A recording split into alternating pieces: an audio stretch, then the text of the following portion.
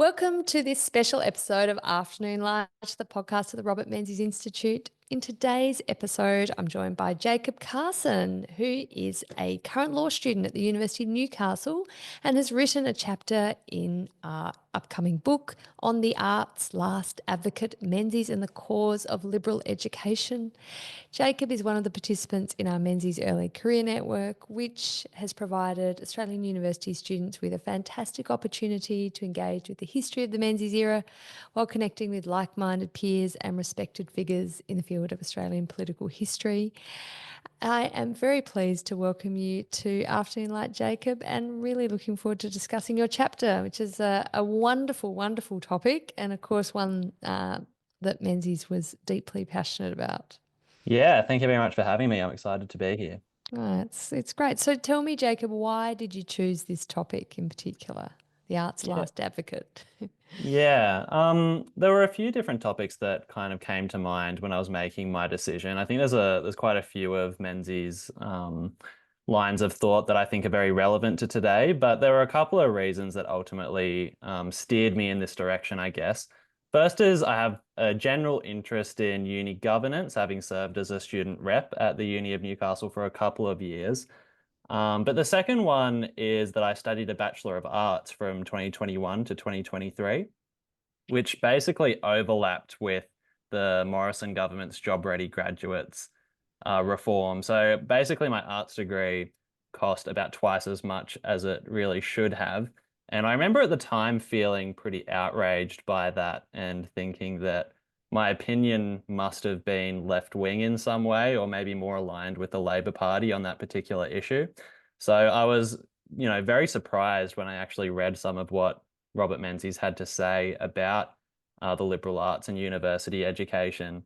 And yeah, so I was kind of pleased to see that. And he really didn't mince his words. I mean, I've got a few quotes here from the opening of my chapter where he said that purely vocational views of education are pitiful, slavery to the machine, and a distortion of the pattern of education that only an administration which is purely materialist in philosophy like the Soviet Union could devise. So very strong words, and I thought it was sort of ironic given the modern Liberal Party's stance. So yeah, I thought it spoke to the current moment that it was quite interesting. Well, I think absolutely. What a great case for applied history and the importance of it in contemporary policy debates. Thank you, For Jacob. sure. You can come anytime. Look, tell me, why did Menzies think that the study of humanities and a liberal education was so crucial?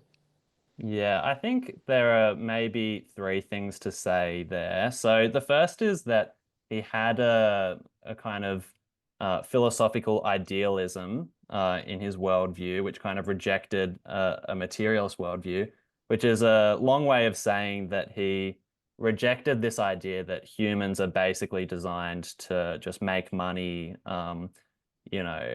increase our material prosperity, get the GDP up. He thought that really there was also a spiritual side to humans, and that studying the liberal arts was important to develop that spiritual side and to also develop people's personality. So that was the first one. He was quite concerned about the rise of STEM and kind of the added power that Western civilizations and other societies were getting through the STEM revolution. And he thought that the liberal arts sort of provided a counterbalance to that would allow people to, I guess, use that power more wisely. And related to that, he thought that universities and the study of liberal arts would create kind of an elite of Australians who could, I guess, fill the shoes of politicians to rule Australia wisely and ethically, which sounds a bit far out, but in a way, I think that kind of has come to pass. The vast majority of politicians today, we do source from the university graduates. So, yeah, I think those were some of the main reasons why he kind of supported the liberal arts and university education. I think that's really interesting when you think about contemporary debates around AI and the power of the tech companies over our lives. They are, they literally going to be in charge. And I mean, look, even Donald Trump's appointed Elon Musk as part of his administration. So they've nailed it. Yeah. They really have nailed it. But without an appreciation for philosophy, morality, Mm, religion, the sort of politics and history, and some kind of, I guess, vision for what sort of society and what sort of polity you'd like and aspire to, and an appreciation of why the institutions that exist do exist, and how they mm. developed over time. I mean, with people with huge amounts of power and influence, like people who run tech companies and developing AI, if they don't have that context and grounding, can be terribly dangerous, can't it? Yeah, I think so, definitely. I mean, ultimately, it's kind of an issue of self-government, when it comes to, should we have machines governing us and making decisions, or should we have humans doing it? And I think that, by definition, they lack that human side, that, what you might call a soul that really informs a lot of our decision making that you can't really, at the end of the day, I think, ever program into a machine. So, yeah. So, what sort of investments did the Menzies government make in education, given his passion for a liberal education? Yeah, I think there are two main things to note there. The biggest one that he's probably most famous for is that it was under his government that the Commonwealth started funding universities. So before that, it was really just funded by state governments, which kind of became untenable by the time of his second term as Prime Minister, because, well, partly because the state government sort of lost the ability to levy income tax, which I won't get into it, but was because of some constitutional litigation in the High Court. But yeah, so universities were sort of in dire straits when he came in his second term as Prime Minister. So yeah, they decided to provide grants to state governments specifically for universities, which wasn't without its controversies with the Treasury at the time, but it's probably his most enduring legacy. The other thing is that his government provided Commonwealth scholarships to straight to high school students that were financially disadvantaged, and ultimately had a pretty big impact, both of those reforms. So I think if you compare like when he started his second term as Prime Minister to when he ended, the number of uni students in Australia quadrupled and the number of Yeah. universities doubled. So proof is kind of in the pudding to see like how drastic of an impact he really had. Um, Yeah, I mean they're always amazing figures to quote, and they just show the determination he had to revolutionise university education in Australia. I know mm, his treasurer Arthur Fadden. Um, he approached him and said, "Look, I want to do these Murray Committee reforms to education. They're going to really cost a lot of money." And apparently, Fadden just said, "Well, you believe it, you're passionate about it, so okay," and just opened up the Treasury coffers, and oh away wow. we went. Yeah. Yeah, yeah, that's amazing. Yeah. It was also interesting too, wasn't it, Jacob, that he Menzies ran these reforms out of his own department, the Prime Minister's department, Mm, rather than setting yeah, up a separate Department of Education. yeah, Um, that's right. did you see Menzies' approach as unique when you look at Australian political leaders? Yeah, well, in that way, it was definitely unique. I don't think any prime minister before or since has personally taken on the education portfolio. And I think also, if you look at his writings, there's not really any like Australian leading contemporary who's writing as passionately and as extensively about education. So it is unique in that sense. But in my chapter, I kind of argue that it is possible to overstate how unique Menzies' position was. It's not necessarily the case that only Menzies believed in uni education, or maybe just the Liberal Party believed in it and Labor didn't. If you kind of look at the parliamentary debates, there was a fair bit of bipartisan support for a lot of the big reforms, but I do think that you can see quite a clear contrast between the major parties when it came to the liberal arts, which is interesting. It's kind of the opposite now compared to the 1950s, but yeah, I do think you can see in the debates that the Labor Party tends to um, prefer STEM education, seeing it as kind of better for the people in terms of I guess, advancing our collective material well-being, whereas the Liberal Party kind of has more of an affection for yeah, for the liberal arts and their ability to develop individual personality. A lot of people say that if Menzies were alive today, he'd be pretty disappointed with the state of Australian university education. What's your view? That's a good question.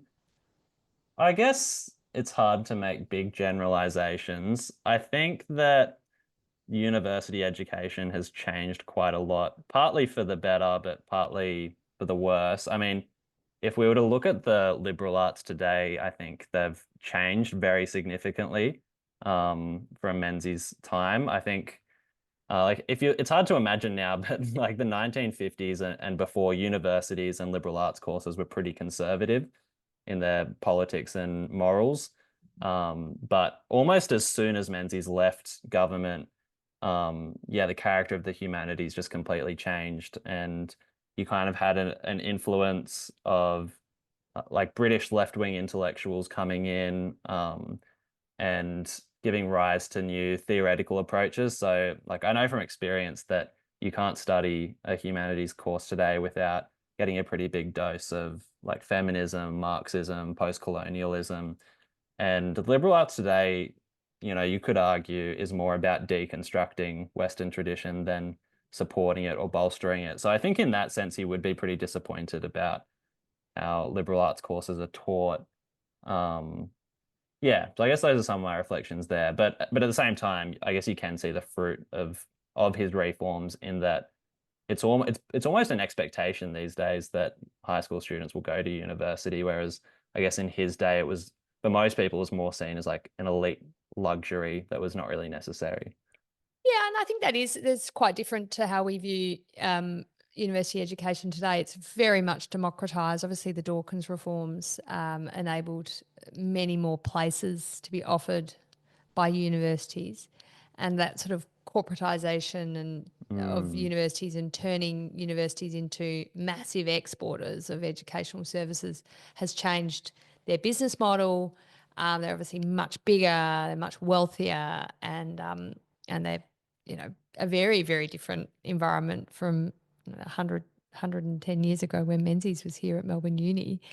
So I mean, it's really hard to sort of conceive of how he would even understand a university these days. But do you mm, think there is a sense in humanities that, we can't always just stay still and just teach the same subjects, mm, but that the subjects and the teaching and the research is sort of it's working against itself in terms of deconstructing some of the core elements of our Western civilization and Western ideas, or is that just that's part of the way academia and research evolves, and it's always sort of pushing mm. new ground.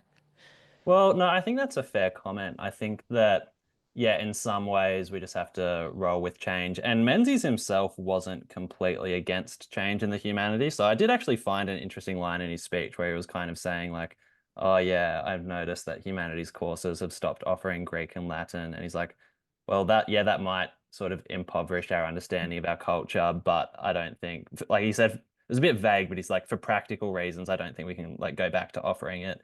But at the I same think he failed. time, I think he failed Latin, by the way. yeah, he So he did. probably wasn't devastated about Yeah, that. that's true. But Yeah. yeah, I think you can see that there's a part in one of his autobiographies where he talks about he kind of criticizes new intellectuals, or he calls them pseudo intellectuals. And I think I would agree that yeah, in a very big way, I think humanities courses, while they do still have some value, I mean, I still paid to do a degree in it. I do think that the relentless um, regime of critique has just gone way overboard to the point at which like I've sat in classes and felt like the point of it wasn't even to understand what the texts were trying to say or like to try to understand how it speaks to our current moment, but really it was just about kind of how can we destroy this text? What are all the ways we can criticize it, and Mm. what are all the ways we can condemn the author for all of their for all the ways in which their worldview doesn't conform to our own modern taste. So I do And think, maybe that is the zeitgeist that back in the early 20th century there was a sort of sense of building things mm, and building Australia, and we were a really young country, obviously with ancient roots, but a very young country in terms of British settlement, and we hadn't had that economic development. We hadn't had the influx of migrants, and we hadn't had the sort of intellectual institutions and cultural institutions developed yet. So everyone wanted to build something and mm. experiment, whereas now there is an apathy, and well, maybe it's more fun to destroy things. Jacob, what a note to end on. But thank you so much for your work on this chapter. I think it's a really important contribution to the book, Finding Menzies, and I'm really looking forward to launching the book later next year. So thank My you. pleasure. Thanks for having me.